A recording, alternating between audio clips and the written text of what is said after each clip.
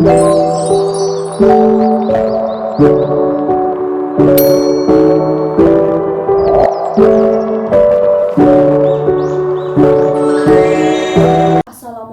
warahmatullahi wabarakatuh. Perkenalkan, nama saya Nisatu Hairunadia, NIM 40421041. Di video kali ini saya ingin memaparkan materi yang berjudul Ejaan dalam Bahasa Indonesia dan Penggunaan Kata dalam Bahasa Indonesia.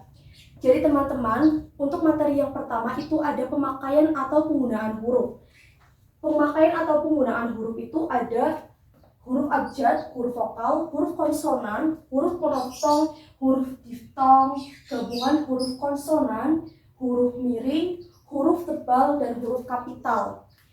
Yang pertama ada huruf abjad.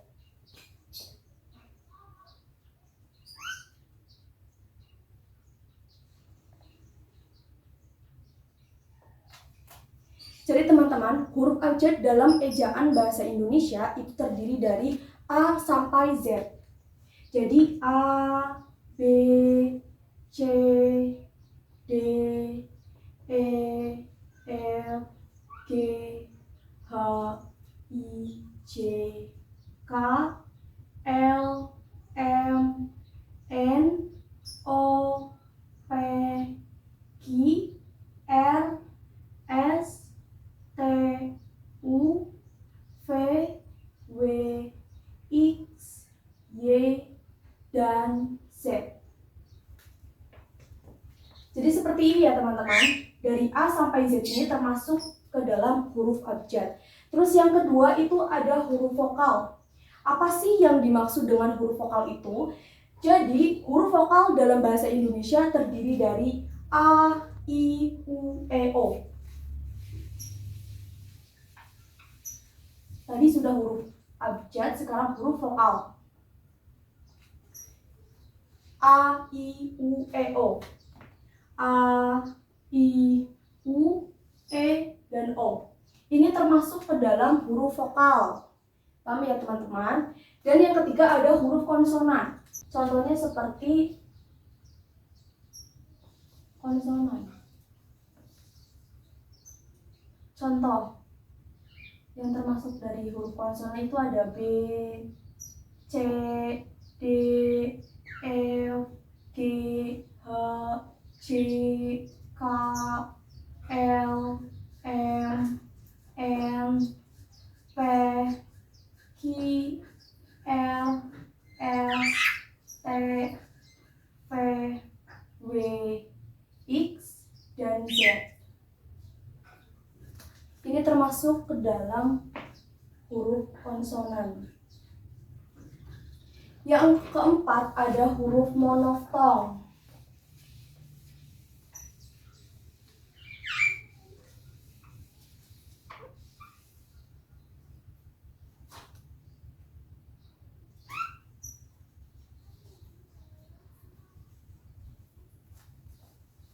Contoh huruf monoftong itu katanya EU.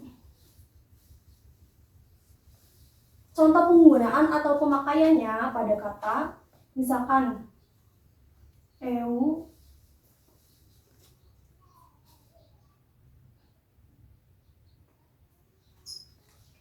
Euri, dan Seudati. Jadi pemakaian huruf monoftong itu kata EU atau huruf EU itu biasanya digunakan ke dalam bahasa Sunda, seperti Euri dan Seudati ini kan bukan bahasa Indonesia. Ini merupakan bahasa dari bahasa Sunda. Seperti itu. Dan yang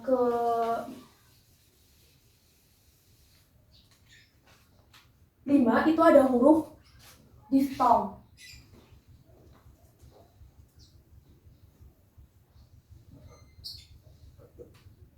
Huruf diftong itu terdiri dari AI, AU, dan OI.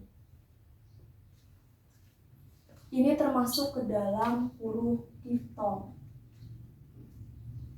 Terus selanjutnya ada gabungan huruf konsonan. Huruf konsonan terdiri dari KH,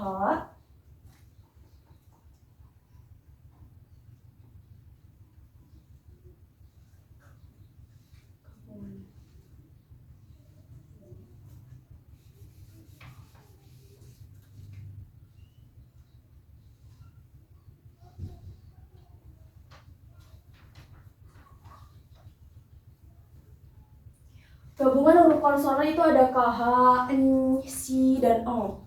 KH, Eng, N, dan Si. Contoh katanya seperti khawatir, N,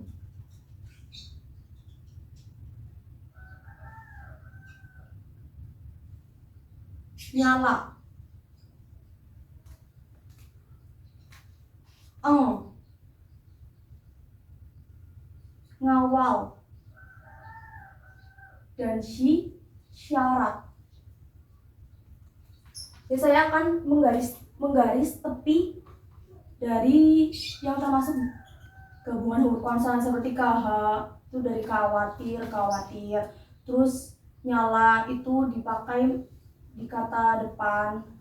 Terus ngawal, terus syarat. Seperti ini ya teman-teman. Terus ada huruf miring. Selanjutnya ada huruf miring.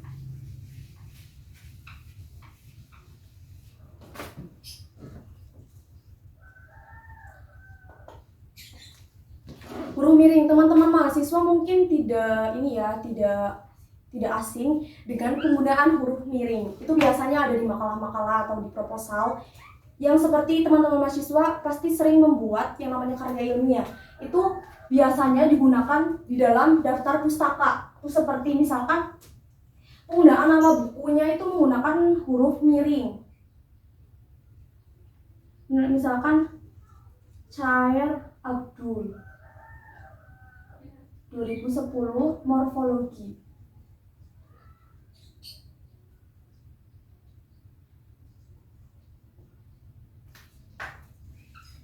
Morfologi bahasa Indonesia. Ini misalnya, ini contohnya. Bahasa Indonesia. Titik. Jakarta.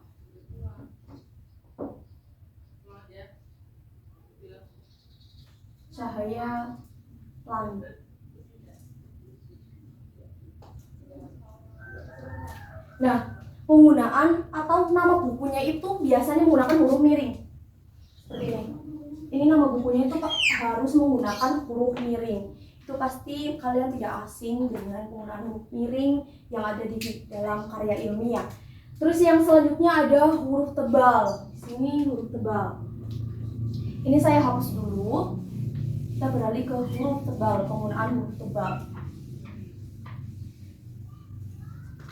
Saya menjelaskan sedikit, barangkali masih ada yang bingung tentang penggunaan huruf tebal di sini. Huruf tebal ini biasanya dipakai di karya ilmiah juga, seperti proposal, makalah.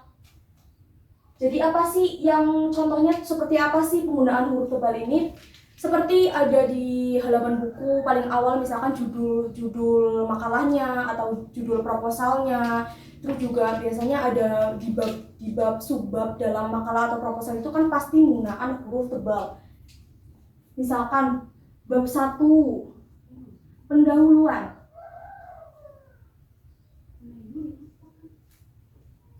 Terus misalkan judul bukunya itu penelitian tentang sastra, misalkan penelitian sastra Indonesia. Ini tuh awal dari judul makalah atau judul proposalnya itu pasti menggunakan yang namanya huruf tebal. Seperti itu ya teman-teman. Semoga penjelasan saya paham. Terus yang selanjutnya ada huruf kapital. Penggunaan huruf kapital, kita ambil contoh buah. Huruf kapital. Itu ada penggunaan huruf kapital.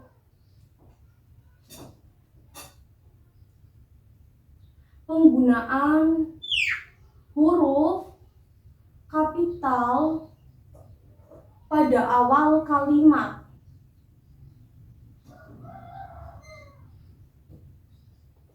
Nah, ini yang pertama ada penggunaan huruf kapital pada awal kalimat. Seperti apa sih contohnya? Contohnya seperti misalkan ibu memasak di dapur misalkan. Contoh kalimatnya ibu memasak di dapur. Titik. Nah, penggunaan kapital pada awal kalimat. Ini kan kalimat pertama atau kata pertamanya kan ibu. Nah, i-nya itu harus menggunakan huruf kapital. Seperti itu. Jadi ini tuh awal dari kalimatnya. Awal dari katanya ibu. I-nya menggunakan kapital seperti itu. Itu ya teman-teman. Terus ada juga yang kedua, ada penggunaan huruf kapital petikan langsung. Apa sih yang dimaksud? Huruf kapital petikan langsung, penggunaan huruf kapital petikan langsung.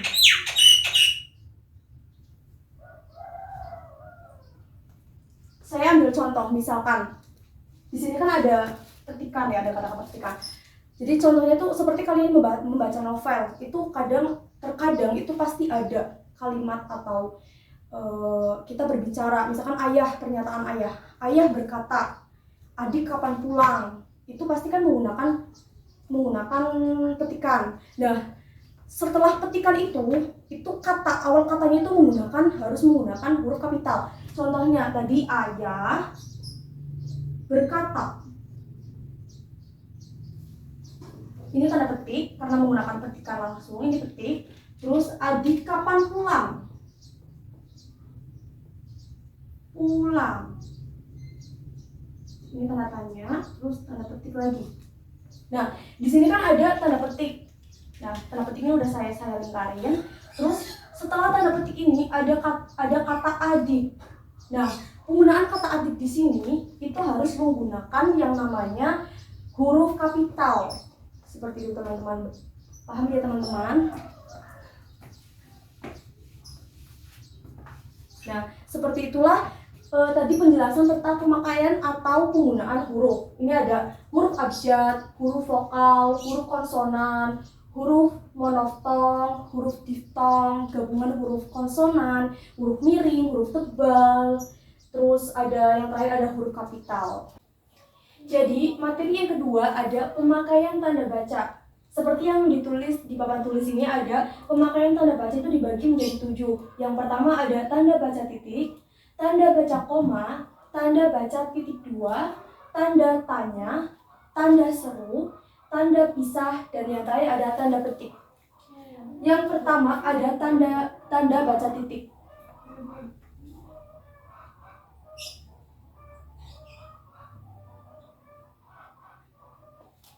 Tanda baca titik adalah tanda yang digunakan untuk mengakhiri sebuah pernyataan atau kalimat. Contoh kalimatnya seperti ayah dan ibu pergi ke rumah nenek sore kemarin.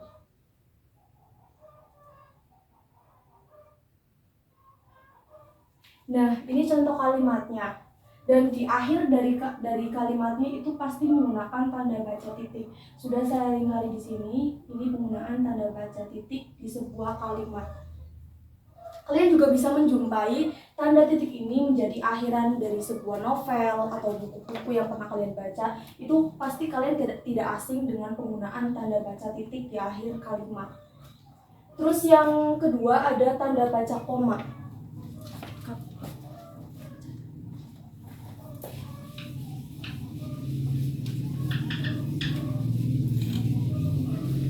Tanda baca koma.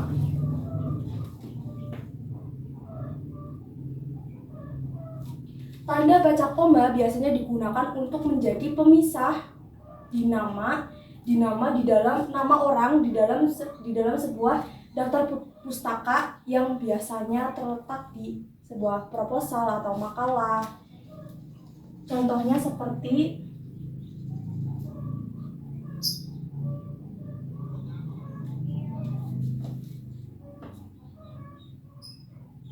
Asrori,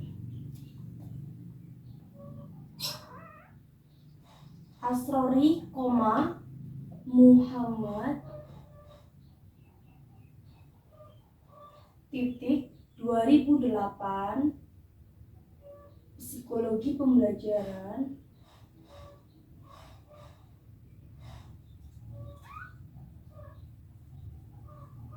titik Bandung titik 2 wacana prima. Nah, di awal kata ini ada kata Asrori, terus koma Muhammad. Jadi ini kan nama panjang orang dari penulis buku atau karya atau penulis karya bukunya. Ini namanya Asrori Muhammad, dan di tengahnya ini biasanya menggunakan tanda koma. Kalian bisa menjumpai ini biasanya di daftar pustaka dalam sebuah makalah. Ini biasanya ada nama pengarang bukunya, itu pasti menggunakan koma di tengahnya. Terus yang ketiga ada tanda baca titik 2.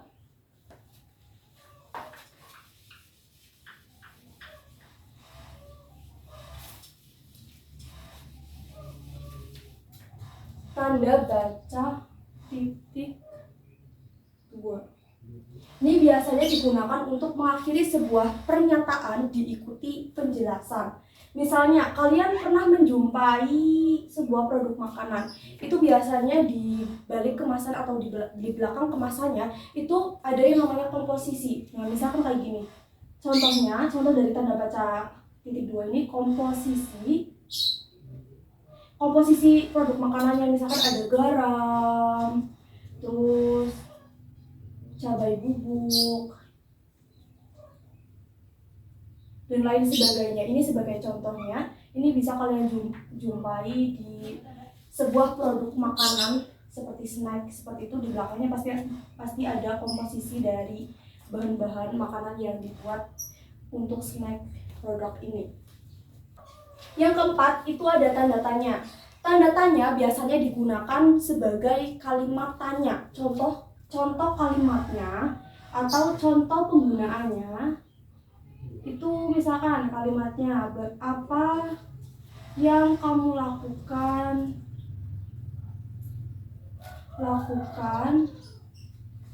hari ini.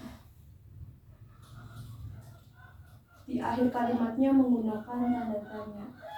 Jadi ini kan bersifat tanya, bersifat apa yang kamu lakukan hari ini. Ini sebuah pertanyaan.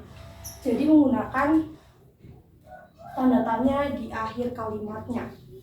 Terus yang kelima itu ada tanda seru.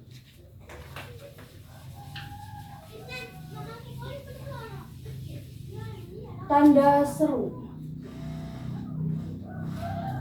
Tanda seru biasanya digunakan di dalam sebuah kalimat perintah yang bersifat perintah. Contoh kalimatnya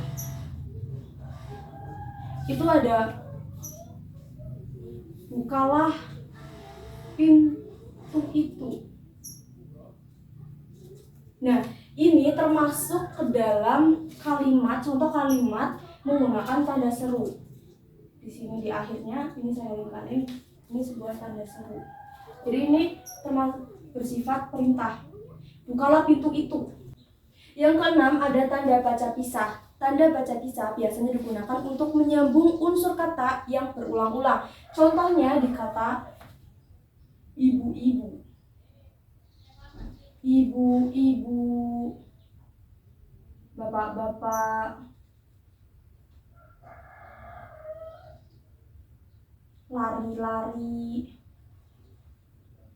Nah, ini menggunakan tanda baca pisah.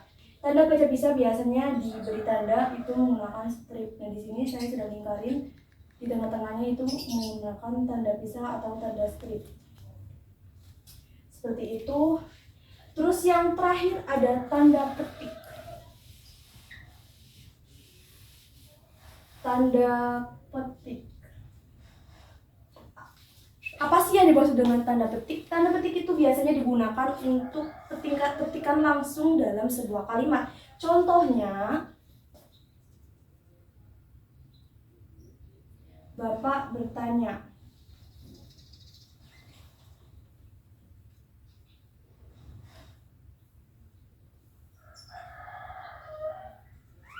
apakah adik sudah pulang?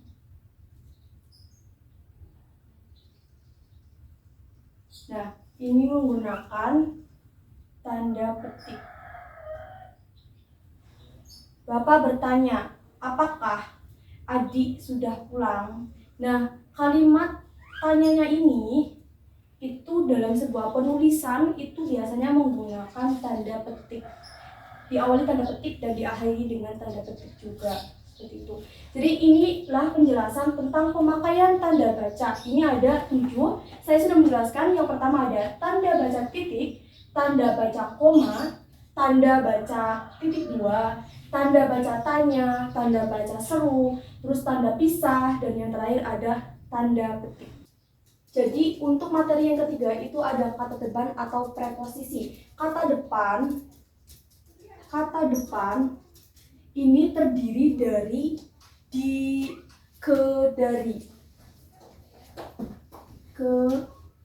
dari.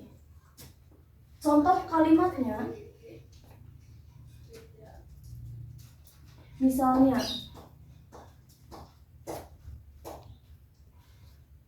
Adi belajar di rumah. Ini untuk penggunaan di. Terus yang kedua ada ke. Ibu pergi ke pasar. Yang ketiga untuk penggunaan dari. Seperti kalimat ayah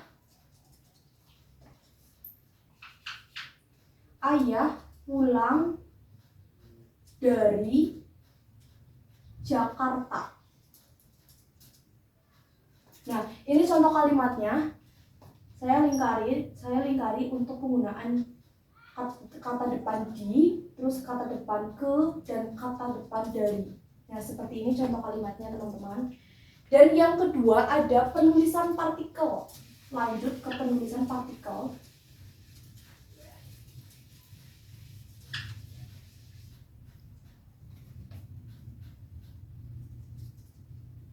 Penulisan partikel itu biasanya terdiri dari lah, pun, ter.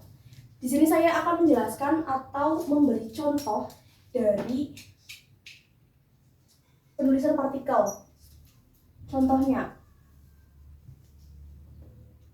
lah, pada kata lah. Misalkan buanglah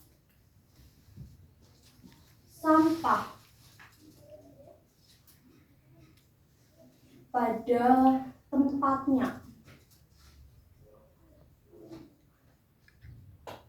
Nah, di sini ada kata-kata lah atau penulisan partikel, jenis partikel lah. Saya lingkarin saja di sini supaya lebih jelas. Nah, buanglah sampah pada tempatnya. Ini termasuk contoh dari kalimat penulisan partikel lah. Yang kedua itu ada penulisan partikel pun. Misalkan apapun, ini apapun yang terjadi, dia tetap tersenyum.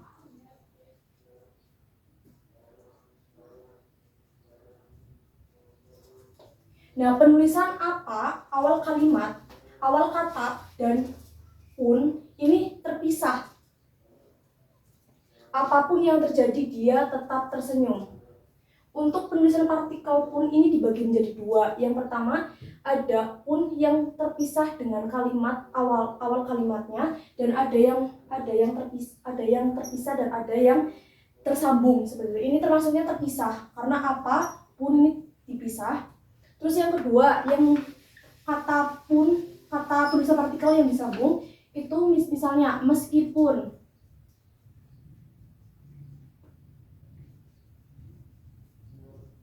Misalkan ini kata saja, ini kata meskipun. Nah, meskipun ini tidak mungkin dipisah, ini digabung, ini pasti digabung. Kata pun ini digabung dengan meski. awal katanya. Seperti itu. Terus lanjut ke penulisan partikel per. Misalkan pada kalimat karyawan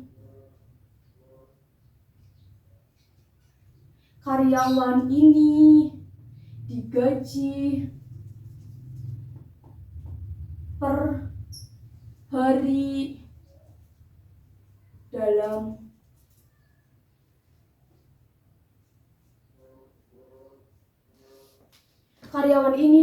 per hari dalam waktu sebulan misalkan. Nah, per di sini, kata per ini merupakan penulisan partikel dan dipisah dengan kata selanjutnya. Harinya itu dipisah, tidak mungkin disambung. Seperti itu. Terus materi yang kelima ada singkatan. Singkatan di sini dibagi menjadi beberapa macam. Di sini saya akan menyebutkan 3. Singkatan biasanya digunakan ke dalam nama orang, terus nama gelar. Contohnya seperti contoh dari pemakaian nama gelar. Contoh pemakaian singkatan di nama gelar. Dalam nama gelar. Nama orang, terus atau gelar. Misalnya, Muhyamin.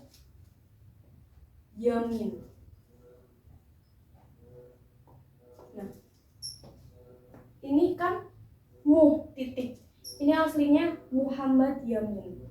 Tapi karena singkatannya, pemakaiannya menggunakan atau dalam nama orang itu, jadi di sini disingkat Muhyamin. Nah, yang kedua itu ada pemakaian singkatan dalam lembaga resmi,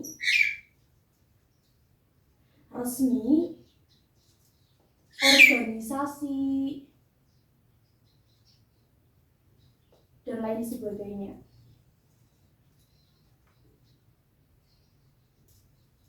Yang selanjutnya ada pemakaian singkatan dalam lembaga resmi, organisasi, dan lain sebagainya. Contohnya itu seperti MPR, Majelis Permusyawaratan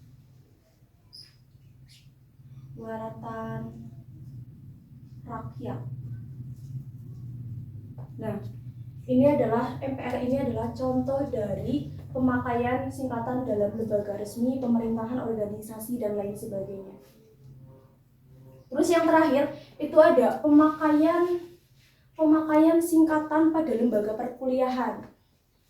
Saya akan memberi contoh di sini. Dalam lembaga perkuliahan. Contohnya NIM. Pasti kalian yang teman-teman mahasiswa itu pasti ketika kalian kuliah itu pasti tidak asing dengan kata NIM. NIM itu singkatan dari nomor induk mahasiswa. Di sini ini merupakan contoh dari pemakaian singkatan dalam lembaga perkuliahan. NIM, nomor induk mahasiswa. Nah, NIM ini merupakan contoh dari pemakaian singkatan dalam lembaga perkuliahan. Nah, inilah penjelasan dari materi kata depan, preposisi, terus penulisan partikel, ada la, ada ta, ada kah, ada pun, dan ada per. Terus yang kelima ada materi singkatan. Ini saya sudah menjelaskan semua, semoga kalian mengerti. Untuk materi yang pertama, ini saya akan menjelaskan tentang nomina. Nomina adalah atau disebut juga dengan kata benda. Kata benda ini dibagi menjadi 2. Yang pertama itu ada kata benda abstrak dan kata benda konkret. Apa sih yang disebut dengan kata benda konkret? Jadi, kata benda konkret adalah kata benda yang dapat dilihat atau ditangkap oleh panca indera kita. Yang dapat kita lihat misalnya seperti meja, ada kursi, meja, contohnya ada meja, kursi, buku, pulpen, dan lain sebagainya.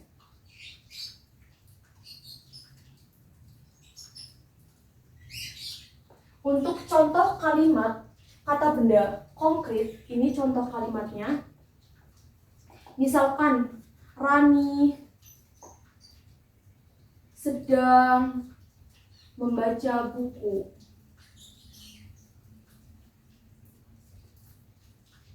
Nah, buku ini adalah termasuk dalam kata benda konkret atau kata benda yang dapat kita lihat. Untuk yang kedua, ini ada kata benda abstrak. Abstrak. Seperti halnya yang sudah saya jelaskan tentang kata benda konkret itu benda-benda yang dapat kita lihat. Nah, abstrak ini adalah kebalikan dari kata benda konkret. Abstrak ini adalah kata benda yang tidak dapat ditangkap atau dilihat oleh panca indera kita. Misalkan pada kata kemanusiaan, kehormatan, dan lain sebagainya. Contoh kalimatnya.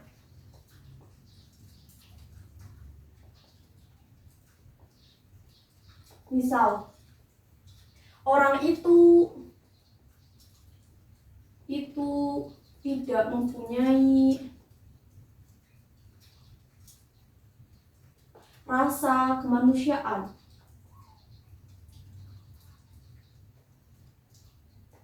Nah, contohnya adalah orang itu tidak mempunyai rasa kemanusiaan. Kemanusiaan ini adalah termasuk ke dalam kata benda atau nomina yang termasuk abstrak atau tidak bisa dilihat. Baik, saya akan lanjutkan ke verba. Verba itu disebut juga dengan kata kerja.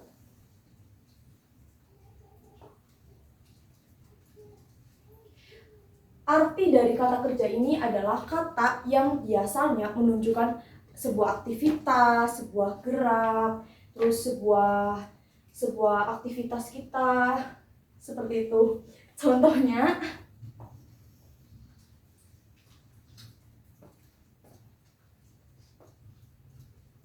Budi bermain basket. Nah, bermain ini termasuk ke dalam kata kerja. Karena apa? Karena bermain ini merupakan sebuah aktivitas atau sebuah gerak. Jadi ini bermain ini termasuk ke dalam kata kerja. Ini merupakan salah satu contohnya. Kemudian yang ketiga ini ada adjektif. Adjektif itu sama dengan kata sifat.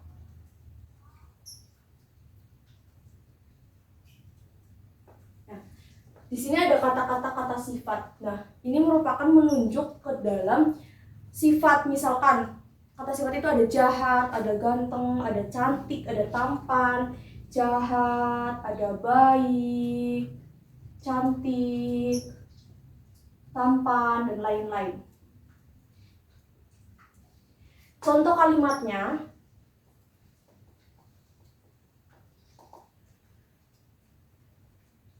Putri merupakan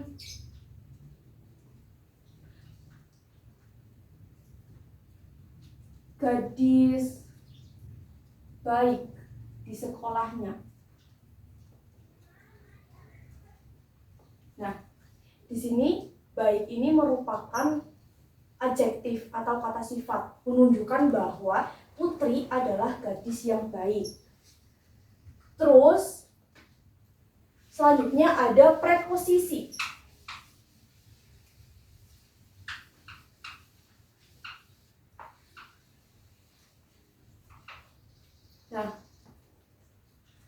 Preposisi merupakan sama dengan kata depan. Kata depan itu terbagi ada di, ada ke, ada dari. Preposisi sama dengan kata depan. Terdiri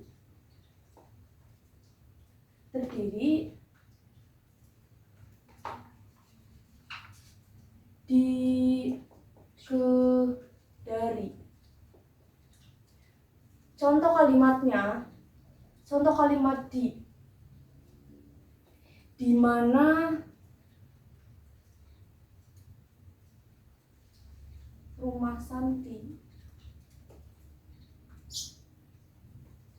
Terus contoh kata depan ke. Ibu pergi ke Surabaya. Nah, ke ini termasuk ke dalam kata depan. Terus yang ketiga ada contoh dari. Ayah pulang dari Ambon. Nah, dari ini termasuk ke dalam kata depan. Selanjutnya ada konjungsi.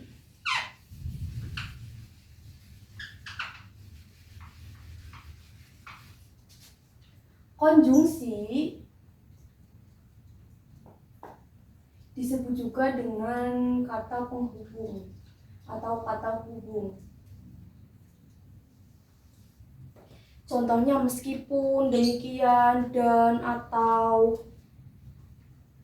Meskipun, demikian, dan, atau.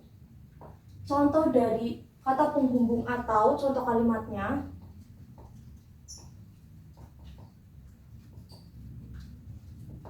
Ada misalkan ayah bingung memilih,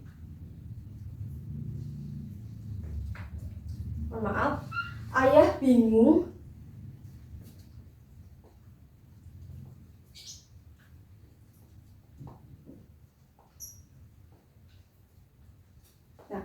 ayah bingung memilih sate atau bakso. Nah, di sini kata atau ini termasuk ke dalam contoh kalimat atau termasuk ke dalam kata penghubung.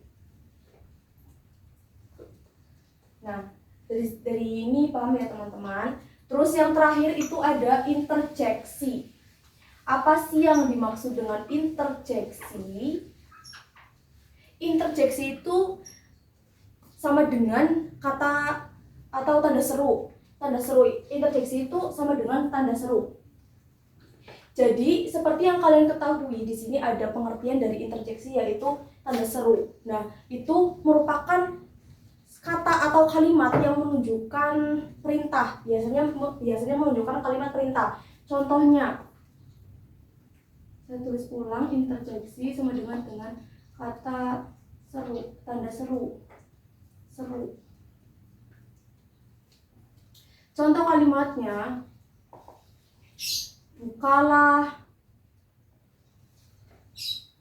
bukalah pintu itu.